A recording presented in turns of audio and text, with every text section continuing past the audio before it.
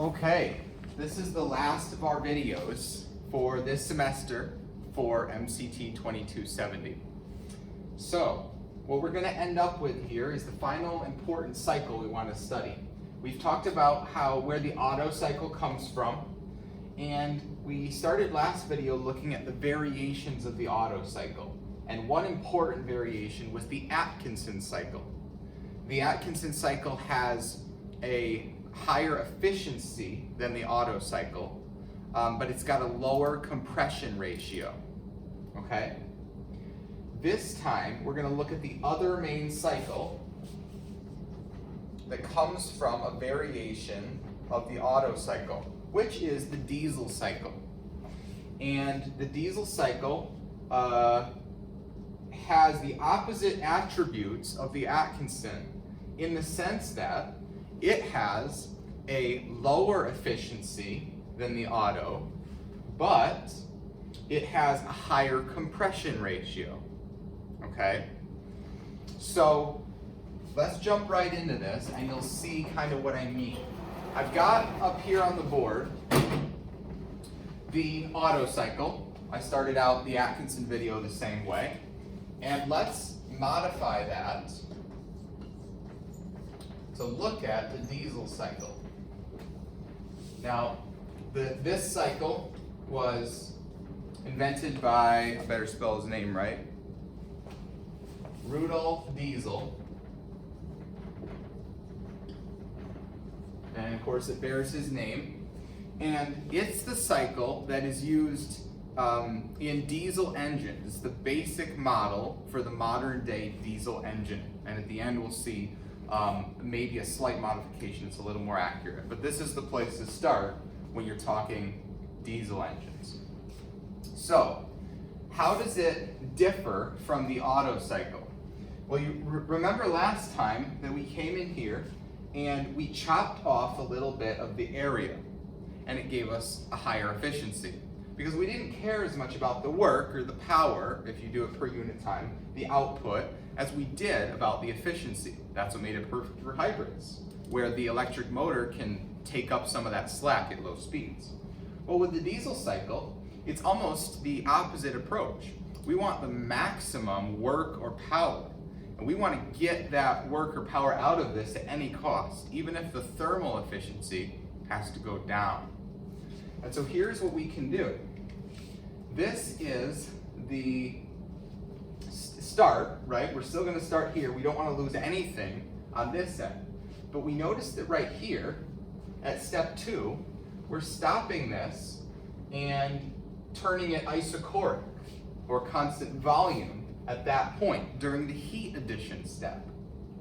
Now, if there was a way that we could, I'll do this in green, that we could extend this out, so we do this right. I got this curve coming up like this. I'm going to trace this one. And what I want to do is keep it going until up here and have a new state 3 and then come over isobarically right here. Actually, this is a new state 2, pardon me. State 3 is still right there, okay? Instead of stopping right here and going isochoric at state 2, I'm going to continue all the way up. So what's in green, if I outline it here, this is the basic diesel cycle. Now, first of all, the engineering of how this can happen. So you remember that from state 2 to 3, that's where the heat's added. And state 2 to 3 is not technically a stroke in and of its own right.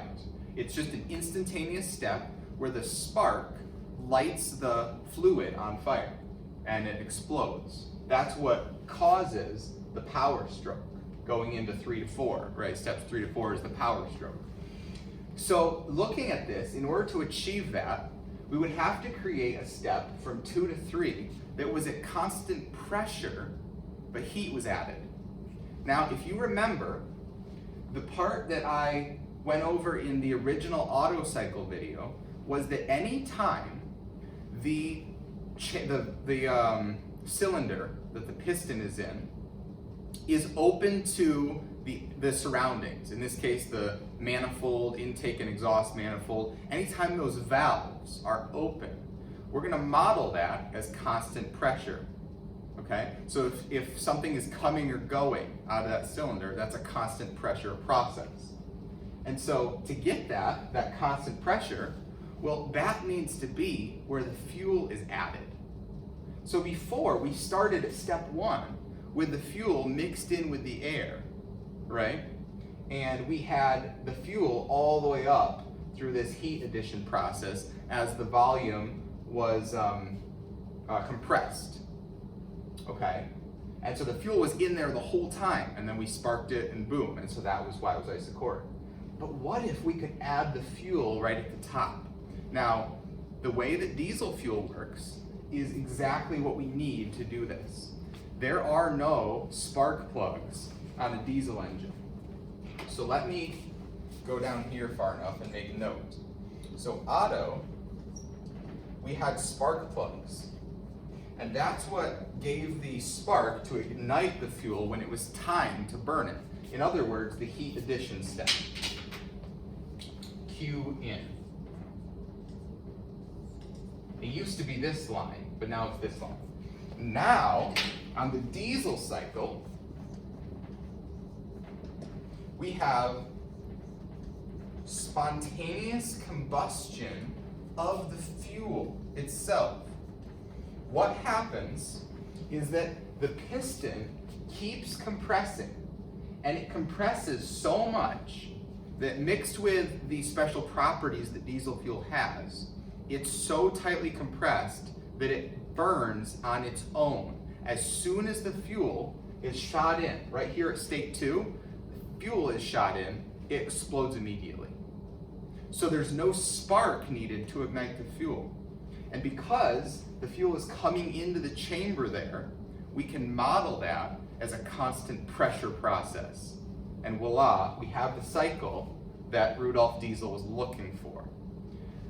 So, after all that theory, why don't we think about that when we draw the cycle, all right? So this time, it's going to start with the same thing. Process 1 to 2, isentropic compression.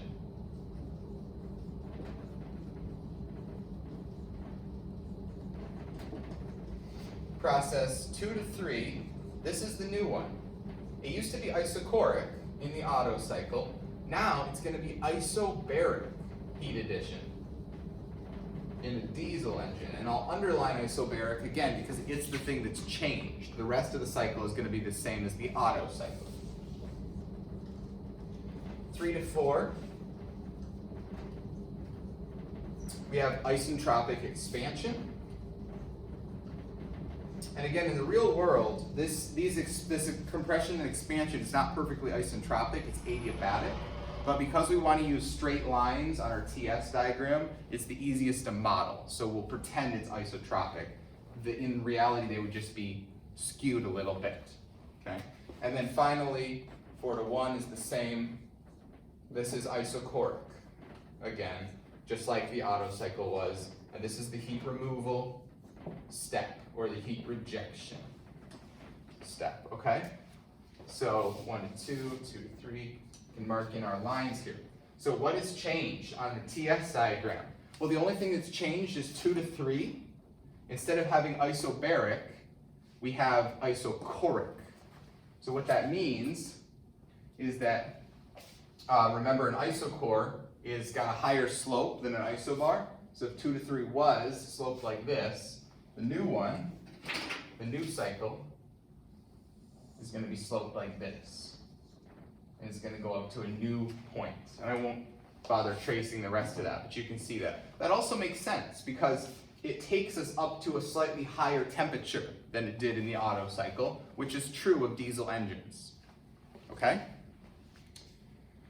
So, that's the basic cycle out of the way. Now you'll notice, we're going to have something very analogous to what we did in the Atkinson cycle, because we've now again introduced 3 significant volumes. Before we just had 2. So our compression ratio could be, V1 to V2. So R was V1 over V2. It was the compression ratio. That's still true of this. And then again, we talked about how in auto engines, it was about 10 to 14 range. Well, in diesel engines, the compression ratio is typically around 14 to 22. So as promised, we're increasing the compression ratio. We can see that, right? Because as V2, the number in the bottom here, gets smaller, the whole number gets bigger. So to get this number bigger, we want that smaller. Well, here's what we did. We pushed it down. It was here, and we pushed it back. So we made it smaller. That makes this whole number bigger, okay? Now, this new volume that we have here is still state 3. We have a volume that's different than state 2. Before, they lie on top of each other right there. Now we have to introduce a new ratio involving state 3. So this is V3 over V2. This is called the cutoff ratio.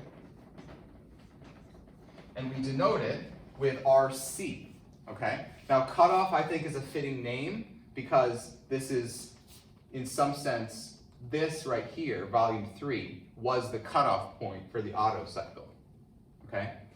Another way to see this cutoff ratio is to look at how people sometimes motivate the diesel cycle, which is that they come in here and they cut off the tip of that cycle and make it flat right there. Again, notice that the shape inside there is the same shape as what's in the green, but this is a less accurate way of saying what happens, because we're not increasing the compression ratio at all when we do that. We're actually decreasing the volume at state 3, which isn't what happens. The real or better explanation is what's in green, that the volume at state 2 gets smaller. Okay, so now we've got this R and RC. Remember, for the Atkinson cycle, we did a very similar thing. This was RE, or the expansion ratio, which is different than a cutoff ratio. So we got to define a new term if we're dealing with. I'm going to write up the efficiency of a diesel cycle.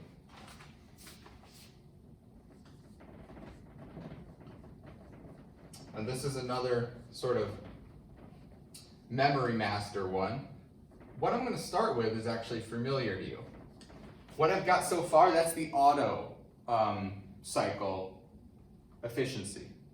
All that the diesel cycle does is it adds on a big term in brackets that's multiplied by this thing. So this here is RC raised to the CP over CV minus 1 divided by CP over CV times RC minus 1 in parentheses. So notice, if you think about it long and hard, this thing in brackets, that's going to be greater than 1. So that means that this thing goes up. When you multiply this by it, the value of that goes up. And since it's all being subtracted from 1, your total efficiency goes down because you're subtracting a bigger number from 1 than you were in the Otto cycle. Okay? So the diesel has efficiency of a thermal efficiency, mind you, of less than the Otto cycle does. Now, here's another way to see that, and I'll make that note.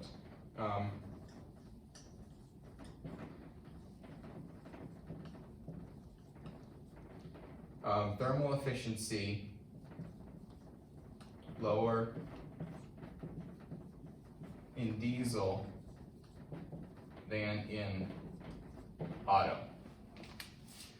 This was the step right here where we compressed it, and then this was the step where heat was added. So this part up here is new.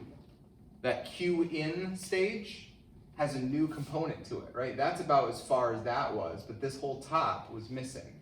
And so there's more heat going to be added. Another way to see that, look, on this graph, the temperature gets larger. So T high is larger, but but for no change in T low. So the efficiency of this is going down compared to the Otto cycle. I also wanted to note this is where Q leaves. And then on this graph, I want to write Q in and Q out. Okay, just to complete those pictures there. Now, here's where the confusion comes in about the efficiency. This was thermal efficiency. The overall efficiency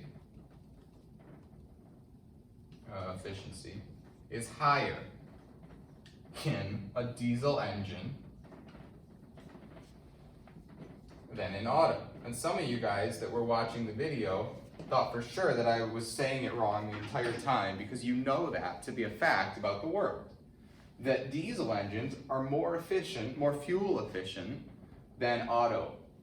Well, one easy way to sort of get rid of the issue without really explaining it is for me to just say, well, thermal efficiency is different than your fuel efficiency. So two different things, you're wrong. Thermal efficiency is still lower, okay? But I want to talk about why that is. So if I've got room, I'm going to actually, you know what, I'll do this on the next board. I want to squeak in one of those charts again, talking about the efficiency here. So I'll put it over here. Otto cycle, diesel cycle. Let's compare them. Here we've got the efficiency. Oh, and let's also note, I want to make a note of the compression ratios. So this is 10 to 14, and this is 14 to 22, as far as compression ratio goes. This is efficiency of each cycle. And this is the thermodynamic or thermal efficiency. So let's say, again, the numbers are made up like they were in the Otto cycle when I compared the 2-cylinder and the 4-cylinder. They're made up until we get to the very end, but this illustrates the point of what happens. Otto cycle is more efficient. But then we have a system efficiency. So in this case, what we're going to be looking at is the compression ratio. And this total system efficiency of the rest of what's going on, besides the thermodynamics of it, this might be like 0.5, and this might be excellent, like 0.9, okay? It's pretty realistic, actually. And you can see what's going to happen. Before we multiply them, why would the system, the rest of the system that doesn't involve the specific thermodynamics, be so much better in a diesel cycle? Well, here's the thing. I've given it away. It's because of the compression ratio. So with the diesel cycle, you can always get a higher compression ratio than for the Otto cycle. So for anything else held fixed, you're going to get a better efficiency. And you can see that if you calculate it. That if you hold fixed, for example, let's say the work or something. We know the diesel gives more work total. That's the thing. It traded off work for efficiency. But if we hold work fixed and compare like the work per cycle of an Otto or a diesel, well then you got a completely different story. Then that better compression ratio is helping you. And in general, when we think about fuel efficiency, that's what we're thinking about. So with that compression ratio coming into account, we multiply these, and we have an overall efficiency, here about 0.3, and here about 0.45. And that is 45% is a typical diesel engine efficiency, okay? So again, this is a thermodynamic efficiency where Otto cycle wins, and this is a total like out the door overall efficiency where the diesel cycle wins by like 50%, okay? So it's quite a bit more efficient. So that's really it for the diesel cycle. The last cycle that I want to talk about is called the dual cycle.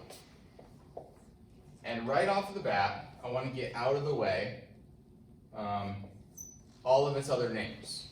So this idea for the dual cycle is so obvious that it was had by a lot of different guys. And so there's a lot of different names for this cycle. This is also called the mixed cycle. This is called,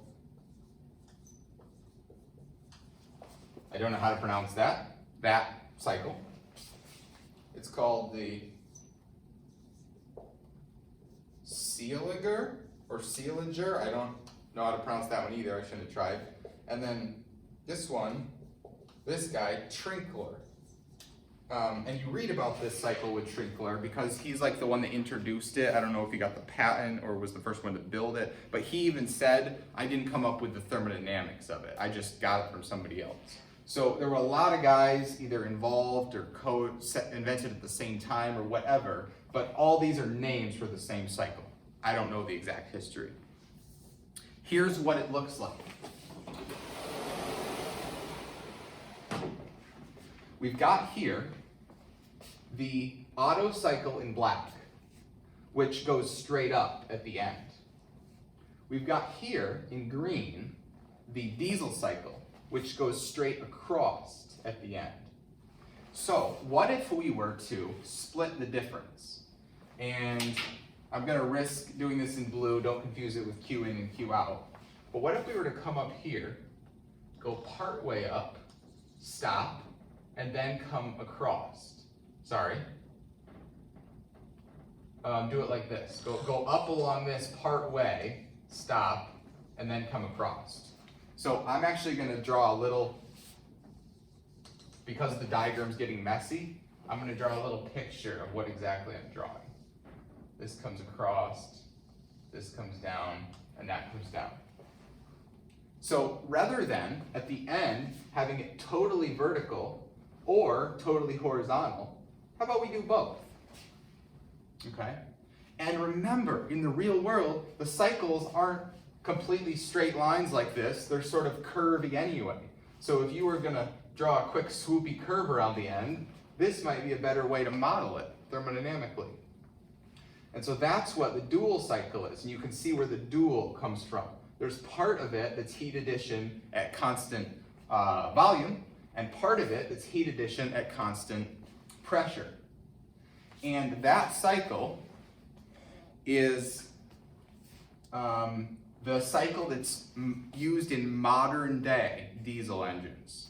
It turns out to be a little bit better of an approximation for what a diesel cycle actually does. So I'm sure if you were like a diesel technician and went to school for, an intensive study of diesel engines, you would see this one, because this is a really good picture of how an actual diesel engine works today. Yep, we covered that. It sort of splits the difference between the Otto cycle and the diesel cycle. Over here, well, what does it do? It starts out going along an iso core, so it comes up like this at the steeper angle, but then stops. You see that intermediate point right there that wasn't there in any of the other ones. And then it switches to an iso bar, which is shallower. It's still a curve, but shallower. So this actually looks like that on the TS diagram. And you'll notice the interesting thing about both of those cycles, check it out, they each have 5 processes, 5 stages to them. It's 1, 2, 3, 4, 5 instead of 1, 2, 3, 4. So that is an interesting note. It's a 5-process cycle. So most of the ones we did look at this semester were 4. We had the Lenoir, which was 3, and then we have the dual cycle, which is 5. And that about covers it. So the last thing I want to do in this video is leave you guys with my email address at JCC so that anybody who is watching through the series and has questions or needs help or wants to email me has access to me, even if you're not necessarily someone that would have resources within the class, like the syllabus or anything. Okay, and that's number 1. So, again, I've been Peter, and it's been really fun this semester. And so I wish you guys best of luck as you continue on with learning. Thank you.